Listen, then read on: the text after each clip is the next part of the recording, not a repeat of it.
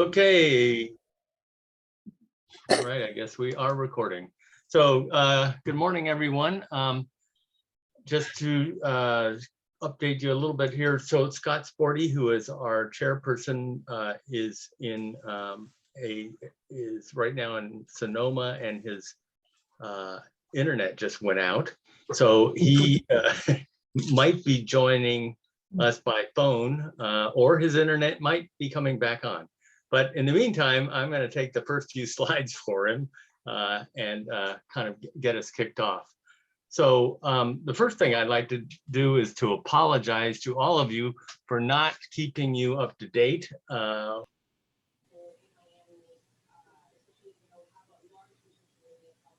there you go. I just got muted. Am I unmuted now? Yes. Okay. Yeah. Thank you. Sorry, that was me being clumsy. My apologies.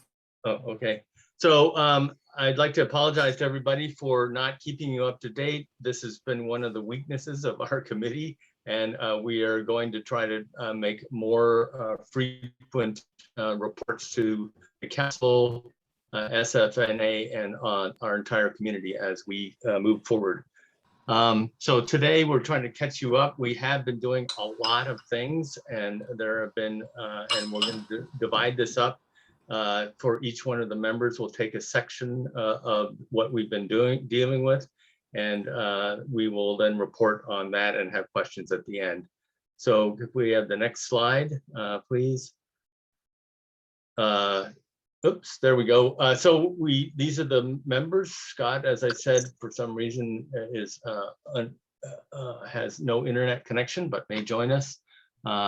Leonard, Molly is still on sabbatical. Margaret, Kavanaugh, Lynch is with us today, and Cara Llanillo is here. Lorenzo has been a stalwart in putting this presentation together, and myself. We have been working hard. We during the summer, Roger Bash resigned from the committee, and I believe that was published in the Carolina, and he talked to the council as well. And we thank him very much for all of his contributions, and his a lot of his input is still with us and the project. So the next slide is, so this is just kind of the an overview and something I'd like to kind of get into the thought process of the church here. The way that our sanctuary and the buildings that are around it are thought of is as one building, and that's sort of, it all has one address, it has one electric meter.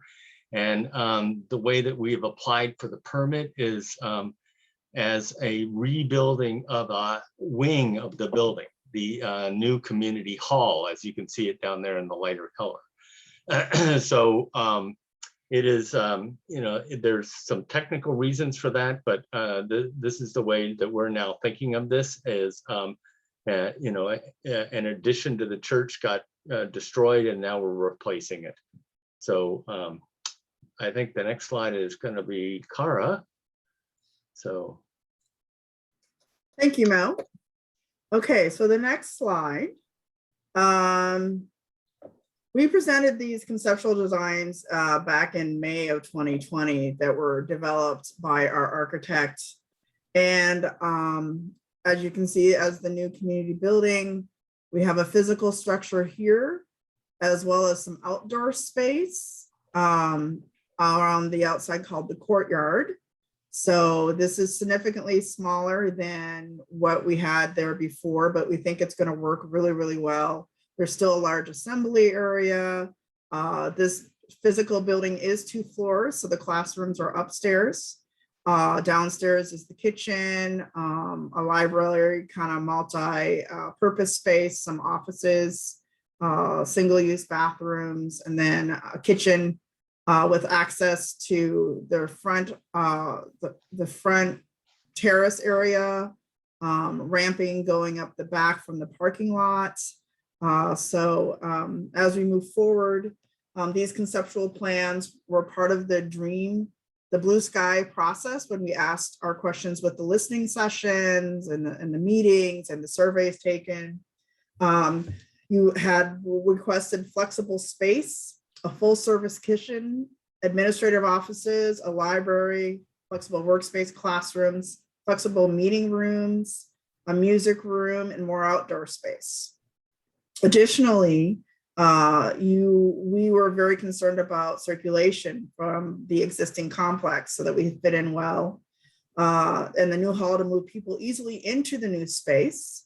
So as Lorenzo was pointing out the arrows, that's the ramp coming from the parking lot, so that's accessible. And then that's how we flow into the sanctuary throughout the building, as well as on Dana Street, new ways to enter the building from Dana Street as well. Solar access, the photovoltaic, how do you say that word? Takes. Anyway, access to solar panels and other things is part of our mission to be responsible stewards and combat climate changes in every possible way. So this is the roof area. And where we were thinking that possible panels could go is the darker orange.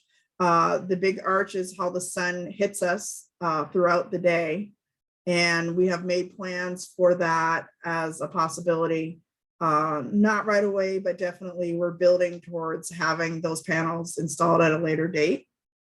And then the final access point is light and air. We wanted something that was light and airy. So the blue and the arrows talk about where air comes in, the flow of the outside into the inside, how we are coming in and out, both upstairs and downstairs. I think we've done a really, really good job of allowing natural light and natural air into the building. And I'm really excited about how this is gonna be developed when we start building. All right, well, Next I'll is take the next. Leonard. Oh, thank you, Cara. Good afternoon, everyone. As Cara mentioned, we are really excited about how the project is moving along. Well, you all met on this issue back in May 2020 when we presented to the congregation prior to the congregational vote. It's been a while since then, so we wanted to explain what we've been up to over the past year and change.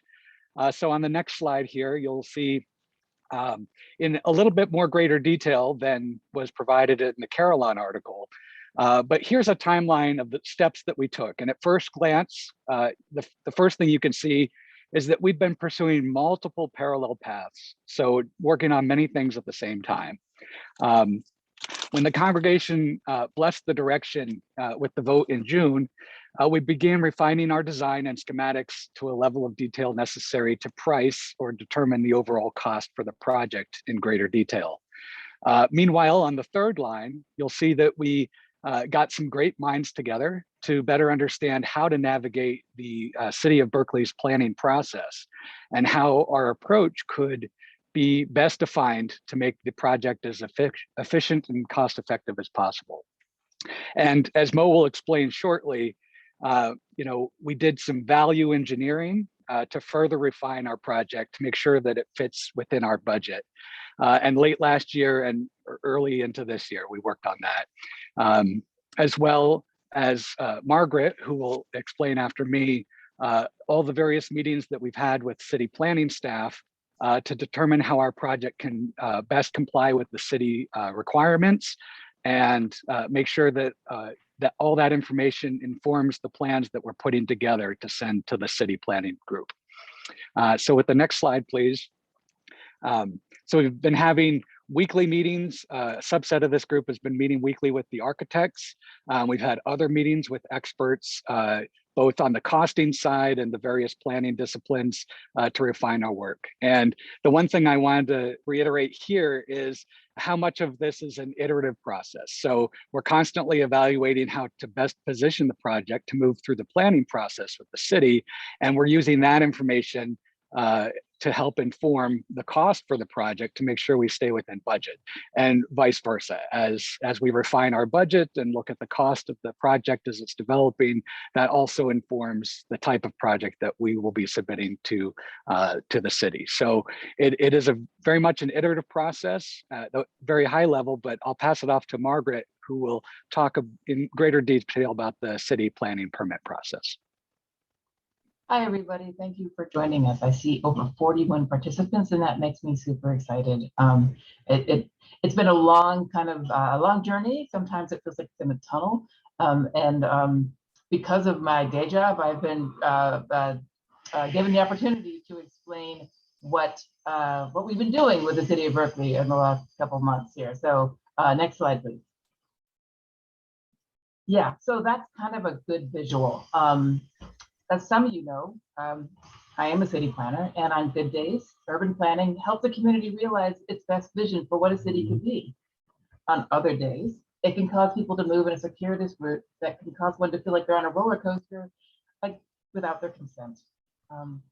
It can make you dizzy.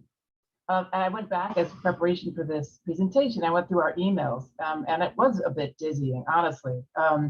We've worked with the city of Berkeley, planning staff specifically, from early April to late July to create a set of applications that met the development regulations of the city, reflected the fact that we were restoring our campus after a fire, not starting fresh on some green land development on a vacant lot, and that would allow us to move through and move forward with the beautiful proposal that you really came to see, that we will get to in just a moment. In my heart, I know that the city of Berkeley staff was doing their best when they could to work with us. And in the end, with the assistance of a lot of folks, including our appraiser, Mr. Yovino Young, Siegel and Strain Architects, and the Roads Planning Group, and of course, all of the members of the Blue Fire Committee, we succeeded with submitting 2 concurrent proposals, the second of which was submitted just on July 26th. Next slide. Okay, now let me speak for a minute in zoning. As I said, we're doing a concurrent process. We are, as part of the use permit, okay, so it's, yeah, we had historically, there was a small dwelling unit in this building. And City of Berkeley, wisely in general, requires a use permit to remove a dwelling unit because of the level of crisis we have regarding dwelling units in the city of Berkeley. So every dwelling unit has to be replaced, or it has to be a mitigation. You can't just wipe them out. And you can imagine in some circumstances, that's really a very important protection. In this case, it feels like we had to come up with plans and design and submit a formal project to be reviewed by the Zoning Adjustments Board, or ZAB, to remove a dwelling unit that's no longer there. So yeah, okay. Also, rebuilding our hall on our campus will require a design review. That's a staff level decision, and the project will first be referred, not for action, but for consideration or discussion to the Landmarks Preservation Commission, because the site is on a list called the State Historic Resources Inventory. Again, that's a good thing overall, because sense of place, sense of community, historic buildings are a really important part of that. There's a homogenization going on, or in America, in our cities. And it's good that we stop and think about things. But again, the building in this case is, one, on a religious campus. It has some safeguards, and 2, we tried to save it, and it's not possible. So we are following these rules and following these processes because we need to.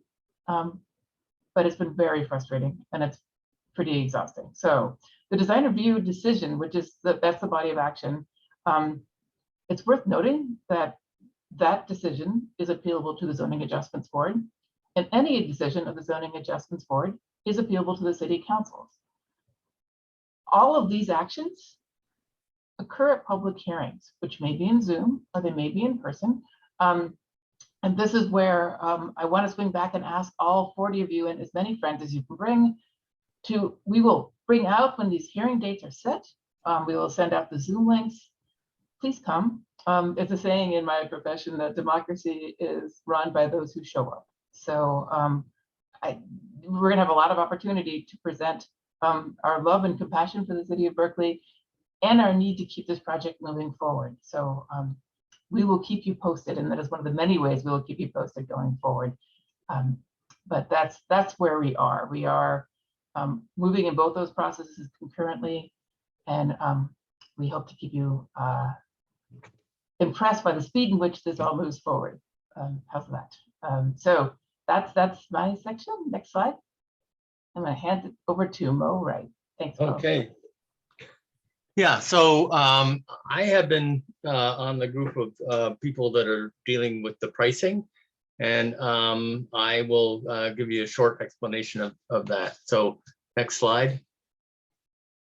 So there have been 4 estimates so far using the preliminary drawings, and we haven't started, or we are just starting construction drawings. So these are the drawings that show the layout, the size, the general materials, and so on. It doesn't get into the details, although there are descriptions by the structural engineer and the electrical engineer and so on as to what constitutes the different systems in the building. So the reason we've had 4 estimates is the first 3 came in at the prices that were higher than we could afford. So we had this iterative process of modifying the drawings and modifying who was looking at them, the bidders, and we started that in September 2020, and our last estimate came in April 2021. And the current estimate is, this is not just the construction, but the construction, the consultant fees, which are architects and engineers and so on, the permits, insurance, and a contingency. And it's around $8.7 million, which is within the amount of money that we have from the insurance settlements. It gave us the confidence to move forward and to go into the construction drawing phase. So I think there's another slide. So in the future here, we're starting the construction drawings now. And we're going to have 2 more rounds of pricing. One when the construction drawings are approximately 50% complete. We do have the team on board, JKL Construction Services, and Patrick Sully, who is our construction manager superintendent. They will be talking to the team as we design the various pieces and draw them, and making sure that we're still proceeding on a project that has will fit within our budget. So then the final pricing will come when we actually are ready to go to contract. And there'll be a schedule shown later here as to when that timing is. So we will then get a fixed price for that and retain some contingency in our budget for things that we didn't think about, or things that we wanted to change. So I feel confident that we have the right process, and we do have the right number now. So we will move on to the next portion, which is me. I get the privilege of being able to present to you where we are with building. Lucky me. Woo. Let's start with the exterior. These are drawings from the planning set. Planners are very interested in how buildings look together in context of the neighborhood as well as itself. And as you can see, it really does start to feel like a part of the building. It really begins to take on the shape and rhythm of the existing building. And you can see that in how the architects have taken some of the proportions and tried to repeat them in some of the more detailed areas like these windows and balconies, as well as the taking from Plymouth roughly the same shape of windows and trying to bring it back over there. One of the things they were trying to do was really accentuate the fact that Plymouth and the new community hall are really in support of the sanctuary and the chapel, seeing that those are the worship spaces. So in essence, they've tried to connect some of the visuals and aesthetics. And you can see some of the other details here. and some other elevations. This is an elevation you haven't seen so much. And it has been very well developed and changed around a little bit, so it functions a little bit better for us. And then we started to look at the materials. So the architects definitely thought about what was already on site and tried to understand how those materials can how the new wing, the materials for the new wing can accentuate and still be its own wing, but still apart and speak the same dialogue as the rest of the campus. As we know, rebuilding in brick was neither affordable or necessarily wise in seismic country. So we have definitely thought about other materials that can work with the brick that we currently have.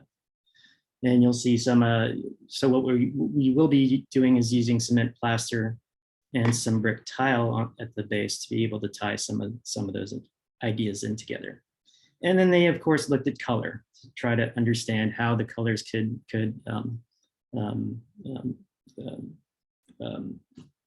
go well with the, blanking on words right now, go well with the rest of the campus.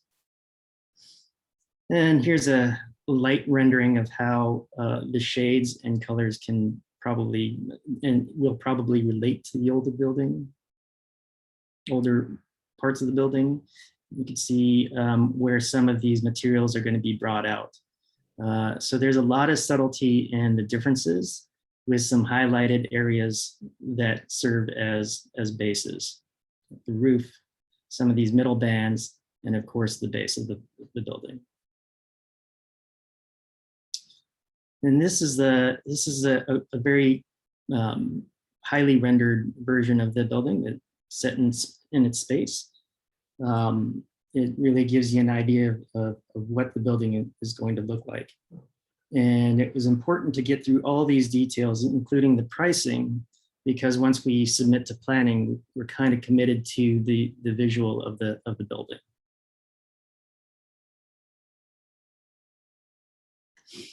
And part of that is the landscaping.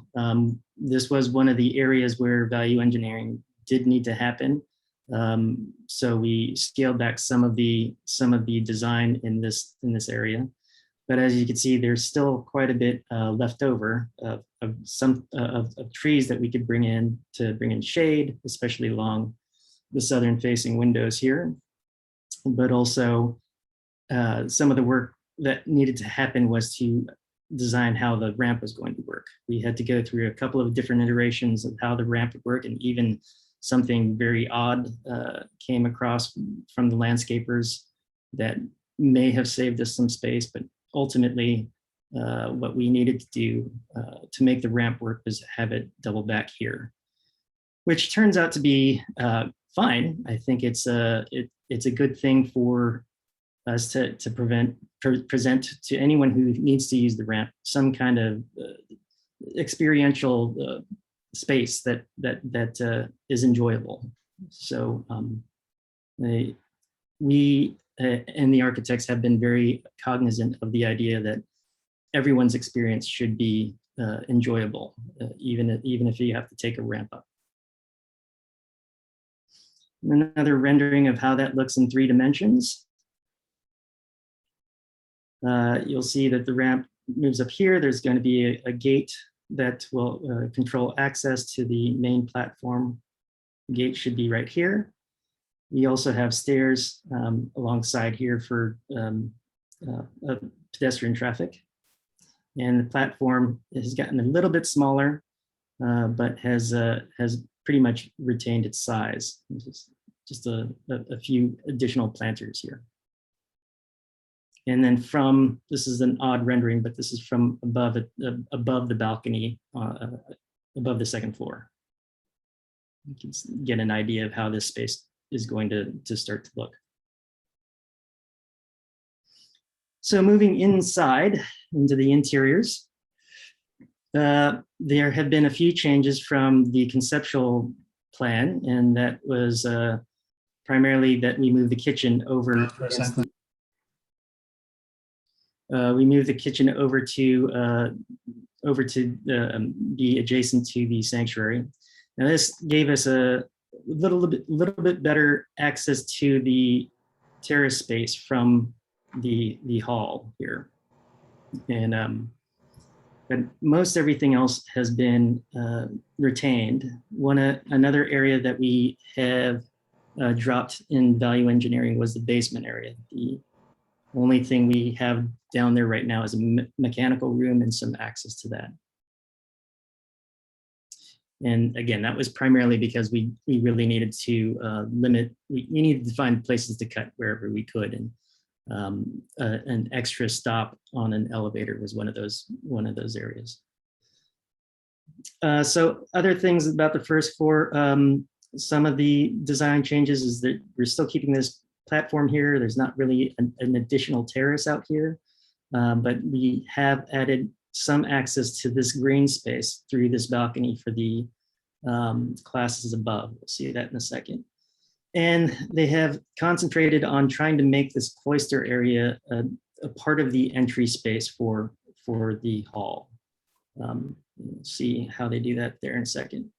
So this balcony space is accessible from this classroom, and it'll give it some connection to the green space off of Dana.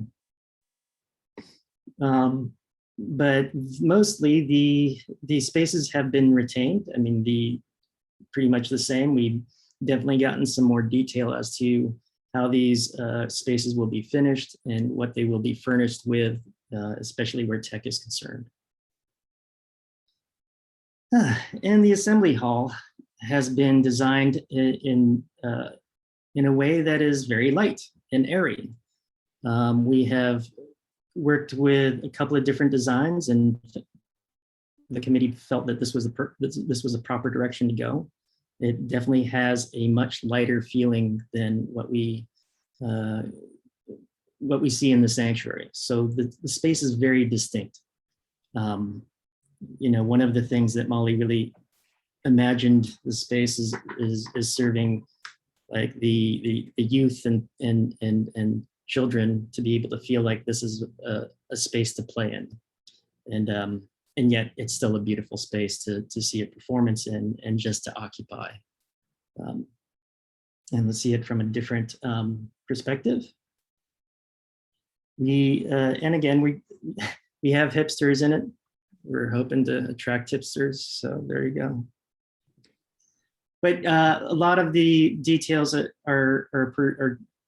were designed to serve acoustics, and also just to be able to provide as much airy space as possible, hence the trusses, exposed trusses. And we think that that's going to make the space feel very special.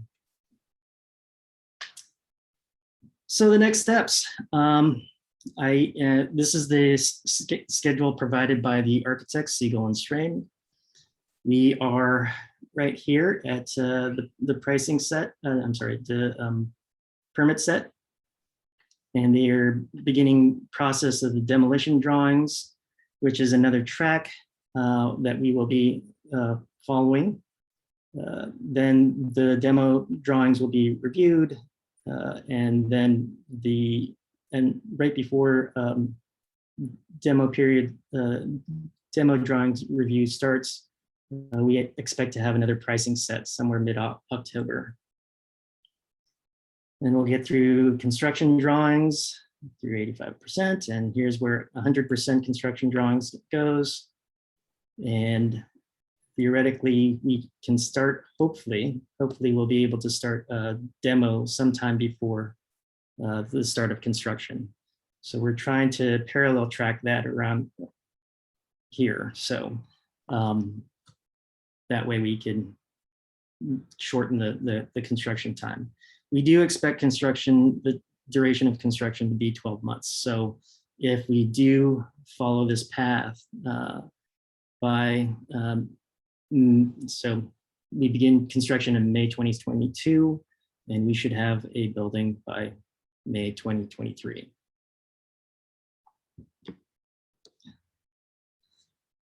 Questions?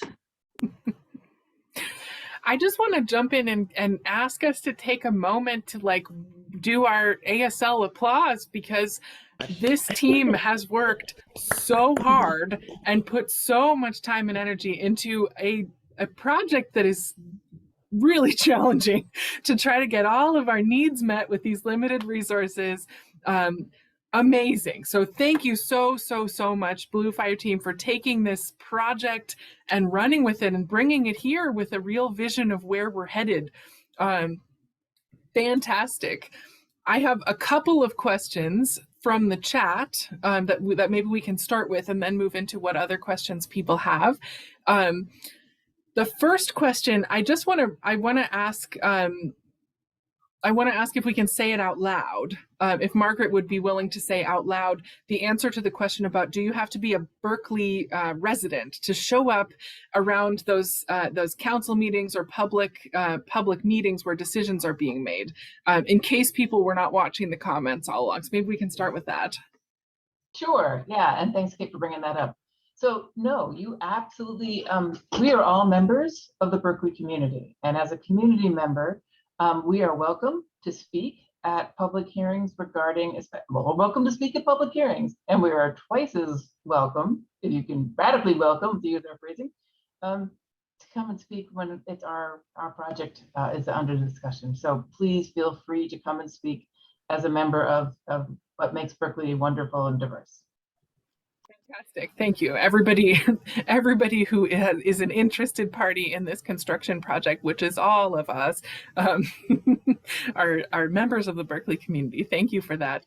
And then I have a question from Amy about sort of specific design question. Will outside steps up from the parking lot and ramp up to the community building have gates that open and close during open and closed hours? Yes, they will have gates, and I'll show exactly where they are. The steps are going to have gates right here, up in the northwest corner. Mm-hmm. And as you go up the ramp, there will be a gate at the top of this ramp here to restrict access into this area. Now, there will be events where those will just be open because we will invite the public in. But we, instead of, for example, this green, which we are starting to utilize very well as a space for us. We wanted to make sure that we had some private outdoor space that we could close up if we wanted to, and also provide a closed open space for any possible renters. Perfect. Thank you. The next question I have is from Louise. What kind of trees will be planted along the south side? The question is about light and heat during different times of the year.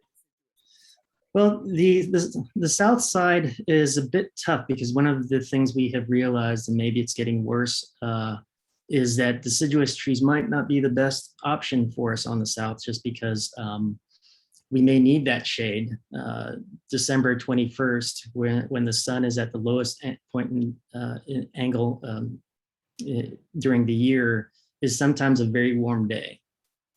So we have to make sure that, although we will likely need to use AC anyway, we want to be able to limit that as much as possible. So those trees will be carefully thought out by the landscape architect. Awesome. And then Carmela's wondering whether those south and east walls will be resistant to graffiti. There are certainly graffiti resistant coatings that we can specify during the construction drawing process. We know that we can definitely use a coating that will be easy to clean. And that's really kind of what graffiti resistant paint is going to be about. However, I think the best tool to make sure that graffiti isn't expressed is to give our community members ways to express themselves with us. I think that's in my opinion the best design opportunity for dealing with graffiti. Awesome. And one specific question about the dimensions of the new large assembly hall from Bruce, who says the diagram looked like the new hall is smaller than the old large assembly. And he is correct. it will be smaller. Our former large assembly was large enough to house a basketball court. We are definitely not going to be able to do that. It's definitely smaller. And Annis is wondering about the heating and air conditioning. Are we using heat pumps? What kind of heating and air conditioning do we have in the new building? Yeah, heat pumps. There will be heat pumps, and they're all the whole building is electric. There is no gas in it. So this is a move toward decarbonizing our campus. Excellent. I've got a second question from Louise about office space. How will office space be designed to provide for security of staff working there? So office space is all down on the first floor, with one office that has access to the lobby. All of the doors will be lockable, of course, but there is one office that has visual access through an indoor window and a glass door, so that we can have somebody monitoring who's coming through the front doors at any point in time while they're in the office. That was a very deliberate design idea to make sure that we had some line of sight so that anyone walking through the door can be seen. And also it gives us an opportunity to show our faces as soon as they walk through the door. But generally speaking, it's line of sight, and they are all clustered into a space where they can be easily locked and lockable. Other reasons why they are there is it's kind of a service entrance. It's not really it's one of the egress entrances, but it's also an entrance for staff to be able to walk up and get to their offices as quickly as possible. And can you say a little bit about what's on the second floor of that building? Sure. So the second floor, there is the program had called for certainly 3 classrooms.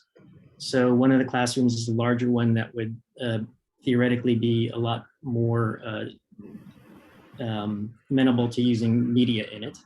And then 2 smaller classrooms for, I believe it's preschool and grade school classes. And then there's another program room that's a music room that's specifically for rehearses and practices, and we've been working with Derek very closely to try to hone out how that room can work. Now all of these rooms will be Lorenzo, we're being asked to zoom in a bit. People are trying to see the text. I could try. I could pull up a different document. That's what I could do. And this presentation will be available later too, right? Yes. Yeah, so it will certainly be possible for people to poke through these at their leisure later on. Is that right? We can make them available to our members. Okay. People can ask, maybe. I know we don't probably want to publicize them real widely, but right. If people request them, we can probably make that work. Absolutely. If you want to take a closer look at some of this. I know it's the sort of thing where, like, if we were in person, we would do, but we make the best of it. I have a couple more questions here. Will all the windows be able to be opened? Most of the windows will be operable. There will be some operable windows. There are definitely some fixed windows, and certainly clerestory windows or windows above a certain height don't necessarily need to be open. But we also have skylights that will that are operable as well. Great. So that you have some stack venting available to especially the large assembly. Let me see if I could. Let's see. I want to make sure I'm showing the proper set. So. And while you're at it, Anna has the question: what is the reason to not install solar from the start? Cost. I can answer that question. So the solar will be installed at the start, but because there is a tax credit and the church can't take advantage of the tax credit, we will be forming another small partnership to own it, so that we can get the 25% or so discount. It may be even more now that, there's been more emphasis on, solar credits. So.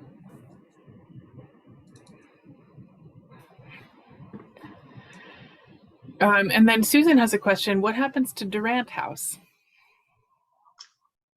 Well, our committee is not in charge of Durant House. It'll remain as it is.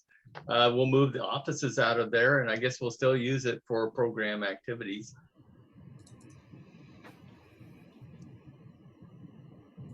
All right. I just wanted to emphasize, since Lorenzo's on this slide of the second floor, in addition to the classroom for children, we did want to emphasize here that we have a lot of storage built in, and we're planning for flexibility of use for these classroom spaces in the music room, for example, so that they can serve other programmatic needs that the church has. And that would be other types of classrooms and programming, and potentially as rentable space in some cases as well. Thanks, Leonard. That's a good reminder. Jim is wondering if there's going to be a built-in sound system, and will the building have Wi-Fi accessible for people? Yes, on both ends. The sound system will be developed primarily in the assembly space. Mm-hmm. Much of the equipment will be movable so that we could use it outside. We'll definitely have a PA system that we could utilize, and we currently have PA systems, but we're going to get another additional one dedicated to this space that we could move around from outside to inside.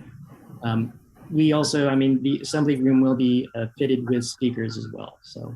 Mm-hmm. Follow-up question on the solar panels. Bruce is wondering, can donations be given to the new organization that will own the solar panels? Well, it would be a partnership, and there would be partnership shares. They're not actually donations. You would actually get a return for it, but we have to get the estimate for the amount and so on and so forth before we start doing any of that.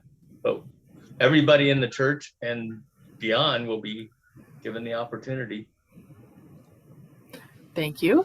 Milton is wondering if the skylights in the assembly will be, will it be possible to make the assembly dark enough so that ambient light is Yes. not making it difficult to see videos?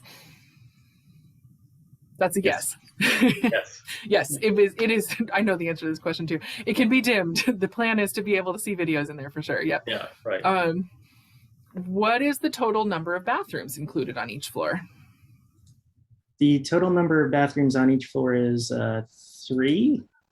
I'm sorry, 2 at the main floor, as first floor, 3 at the second floor, and they will all be universal access.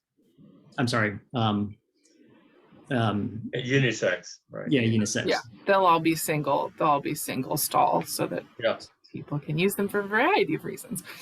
If you could still zoom in, Lorenzo, that'd be helpful. And while you're at it, what is the material proposed on the exterior, the whitish gray material? Whitish gray material on the exterior is going to be cement plaster. Okay. And Diana is wondering, will we once again have an evacuation route through the new building across the cloister roof from the tower room to the new building? No. Yeah, there is no access from the new wing onto the roof of the cloister. Okay. I'm not able to see. Well, I guess I can see him, but is there something anyone would like me to zoom in on in particular?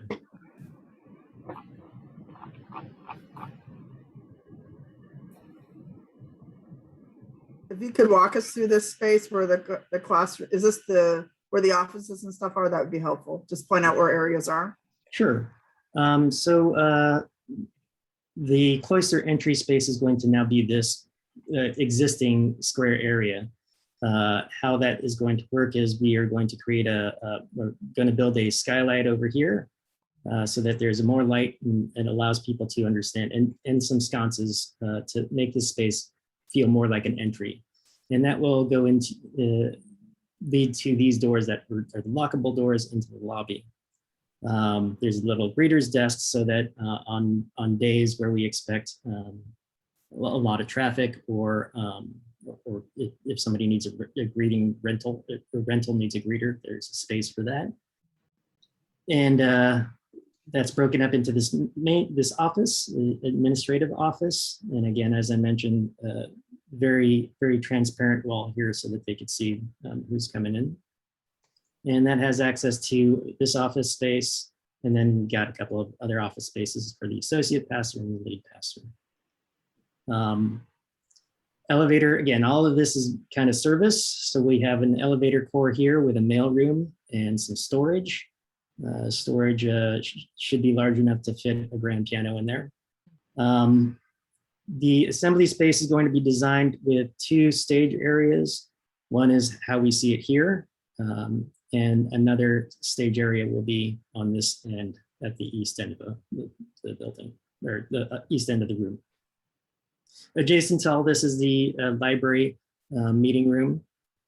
It's really, again, we had to have all these spaces be very flexible. So meeting room, library, it's all in one thing. And he said, if I remember correctly, meeting in our library was quite lovely anyway. So, and the assembly is also adjacent to the exterior space, what we can call an exterior assembly, but we are calling it the terrace. And as we mentioned before, it is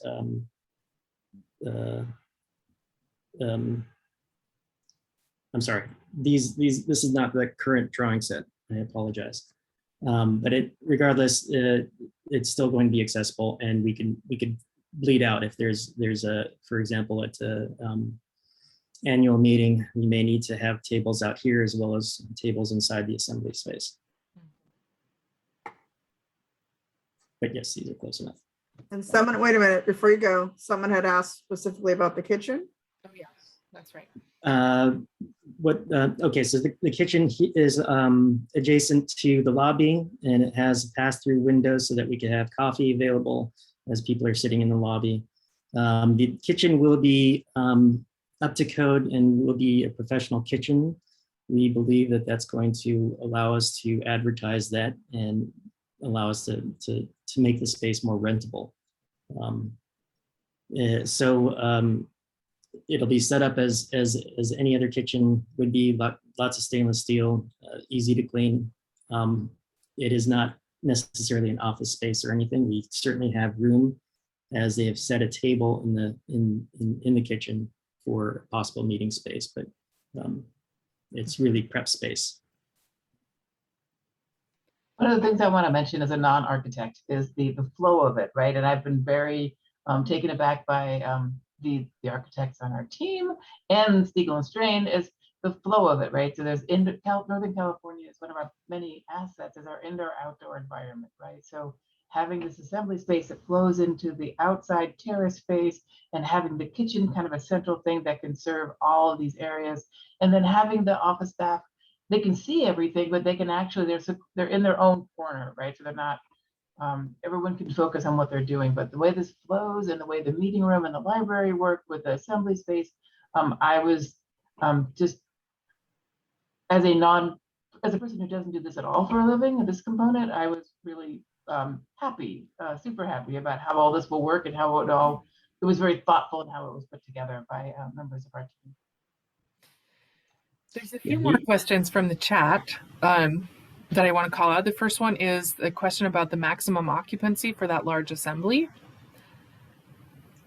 I don't let's see. This drawing looks like it says 103 on it. That's the room number. Your number. Oh, 103. Okay. Storage is 106. Good point. Okay, so do we know what the occupancy, or like a guess about the occupancy of the large assembly? It varies depending on what the use is. For example, tables with chairs. But Yeah, Laura is actually on, maybe does she know? Could she put that? I am. I'm here. Hi there. It's about 250. It might be a little higher, but 250 is the conservative answer. And that's chairs, right, Laura? Correct. Yeah. If we had tables in there, it would probably be lower than that. So yes, seated for a performance like is shown on this drawing. Right. 250. Mm-hmm. Thank you. That's very helpful. Okay, the next question is from Bonnie. Will there be running water in the classrooms and a bathroom in the preschool room?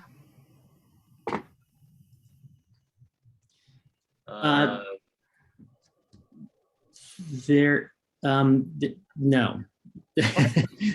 We do have running water in one of the classrooms. It's this area here. Mm-hmm.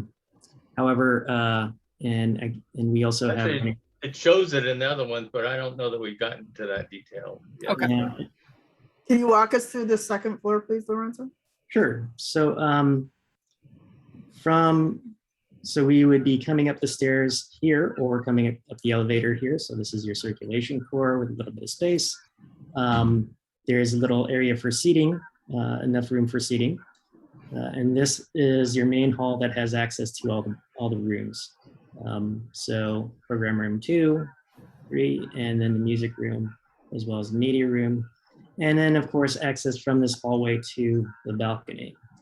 Our other means of egress up here is these stairs down here. And so we'll have access from the terrace up the stairs to the balcony as well, and through into the hallway. Great. Couple more questions from the chat. Is there storage space for assembly tables and chairs and stage platforms, like in that large assembly in the downstairs? We believe there'll be some storage in the storage room around the piano. Mm-hmm. But we also have to utilize, we're going to need to utilize storage space throughout the campus. The rest of the campus. We'll have to move some things around. Okay. The drawings of the labyrinth that are out on the terrace, is that of a material that is flush with the rest of the patio so that renters could be on top of it with tables and things if they wanted, or we could, I guess. Yes. Yes. Yes. Great. Where does the copy and folding stuff for orders of worship go? So we have a mail room on the first floor, right off of Dana. Got it. Yep.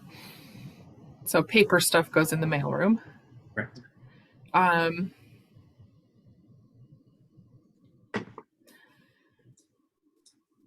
Carmel, I think the answer about disabled egress is that if the elevator is not used, it is like the upstairs of another building with an elevator, that the elevator is the only official wheelchair accessible egress. There's a question about what about disabled egress if an elevator can't be used in a fire?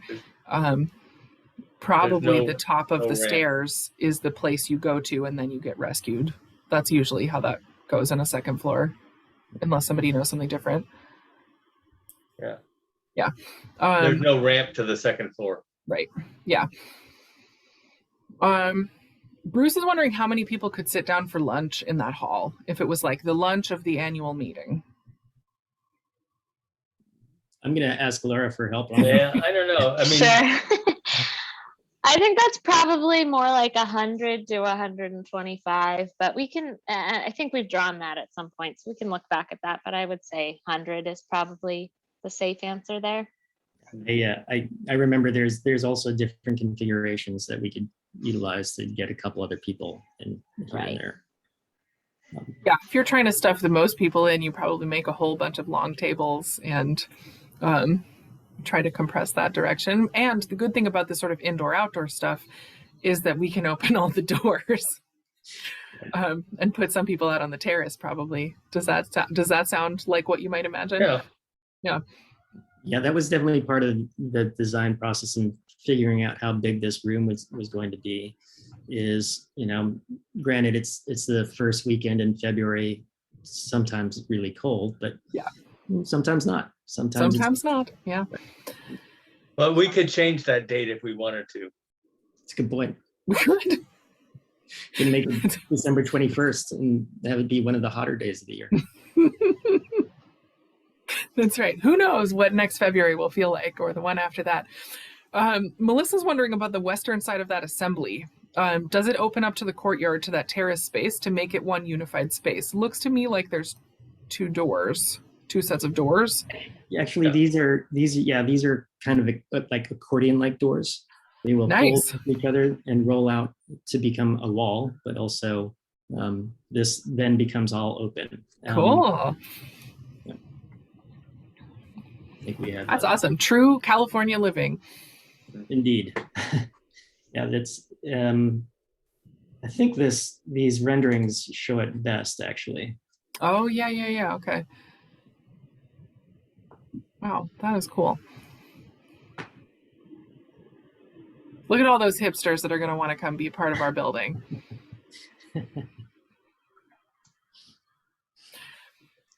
All right, the questions have slowed to a trickle. Anybody else got a burning question out there?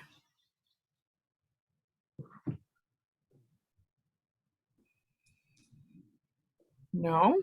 Yeah, I have one. I'd like to go to lunch now. So Oh, interesting. Okay, so one more question before you go to lunch. Hope is wondering, has there been consideration to making the air cleaner inside the main assembly during fire season?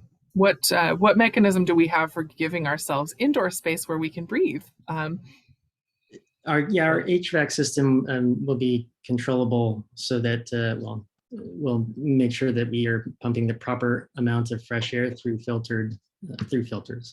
yeah, Cool. we'll have MERV 13 minimum filters like we do in the sanctuary. Fantastic. Yeah. So many things we have to think of for how to have usable space in different seasons. Wow, this is such a thorough, creative, beautiful vision of this space. I'm so excited to get to use it at some point in the future. This is really exciting.